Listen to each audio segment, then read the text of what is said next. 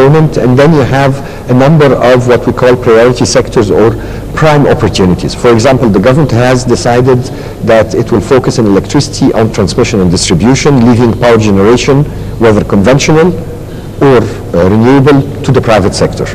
Okay. So what we've been doing is sort of, I won't say packaging, but preparing sector studies with specific opportunities, helping the government to package these projects in a marketable way, and then doing the marketing worldwide.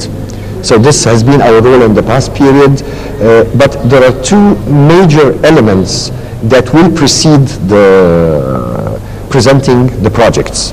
One of the main elements is, like you rightfully said in your introduction, which is the same like when you go to a bank, the first thing is what's your financial capacity and what's your 5 years plan. So presenting Egypt's fiscal competence, our reform capacity, and let's not forget the dream of IMF and others for the past 20 years was to have some subsidy reform, giving it to the needy, not the greedy. And not a single government dared to touch that file. Do you think we're on the right track today? In that aspect, we're 20 years ahead of the right track, because what was done in a single shot, which is the adjustment and the correction of the bread subsidy, which actually resulted in 30% reduction in the cost, yet people are getting better quality product and giveaways, free food on top of the bread was what they save from the bread points, and yet 30% were reduced.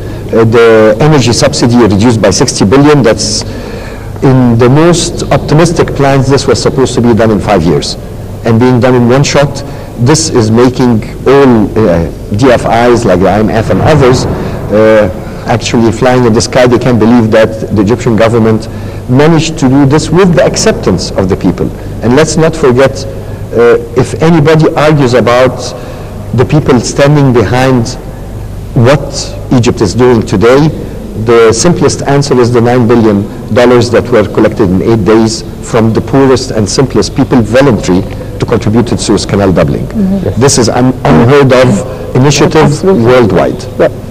The second element, maybe let me close this one, that will be presented, which is creating a haven for investors. The investor over the past decades used to come to Egypt and suffer from red tape, suffer from problems, and 2 tracks are being done in that direction, and the third we'll be doing tonight. 18 key laws affecting business are being amended. 4 or 5 have been concluded. Exactly. This was actually just the next question I was coming to. I'm sorry. No, that's fine. That's fine. In terms of, if you can update us, in terms of legislation, what has been happening to improve the investment climate in Egypt?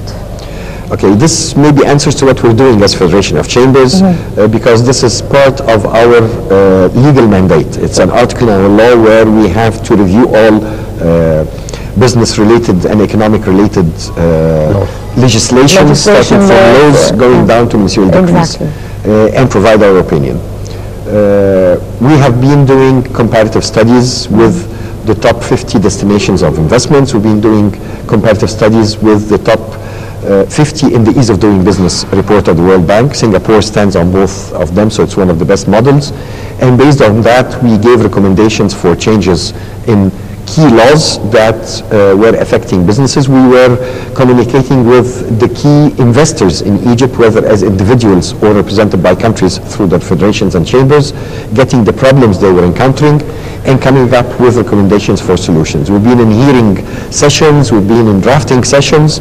We had an army of legal advisors who were volunteering. All the key players in the Egyptian legal and accounting business were supporting us in that drive, and a number of laws have been already enacted, 6 laws so far.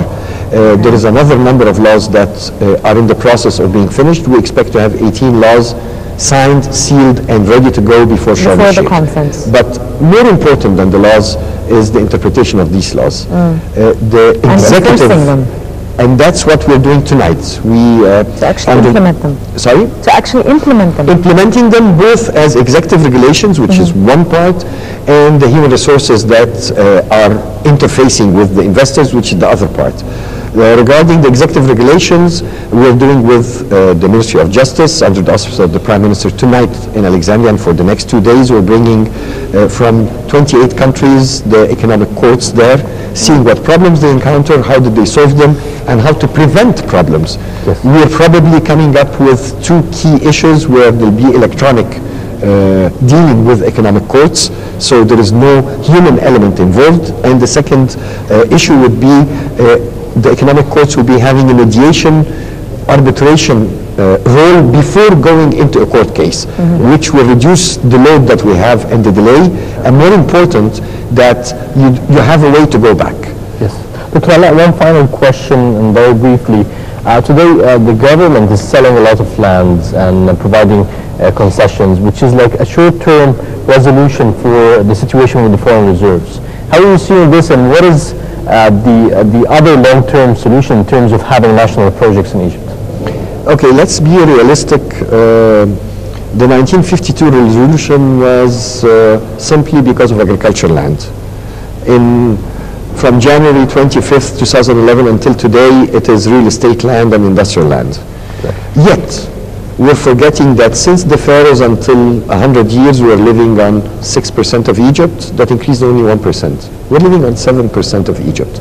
So I don't know what's the big story about land making it an issue. It is a non-issue. If an investor, whatever his nationality, his or her nationality, they are interested in developing any part of the unused desert land of Egypt, creating communities, creating jobs. My main problem is the unemployment.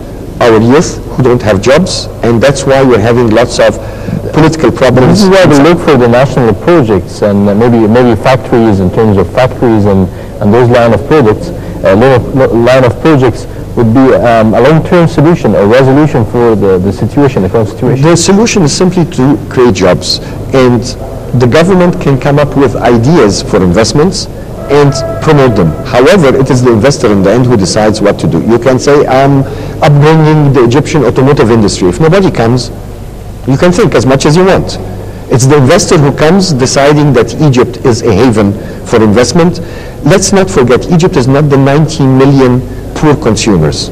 Egypt is a 1.6 billion consumer market through the free trade agreements we have with the European Union, with the EFTA, with the Arab world, with the COMESA, with the QIZ, with the US, with Turkey, and the non-ratified yet, which will be implemented with the Mercosur, and the Euro-Asian, which is under fast-track negotiation now to switch that market to 2 billion. This is what brings investors. To do what, to produce what, it's their decision, not ours.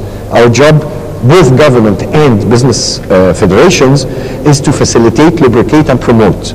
But it's the investor, by the end of the day, is the one who decides what and where and which country. Dr. Alaa, as Secretary General of the Federation of the Egyptian Commerce Chambers, we'd like to thank you very much for joining us. It has been a pleasure. Thank you very much, Doctor. Thank you very much. Let's move now to a short break and returning back with more.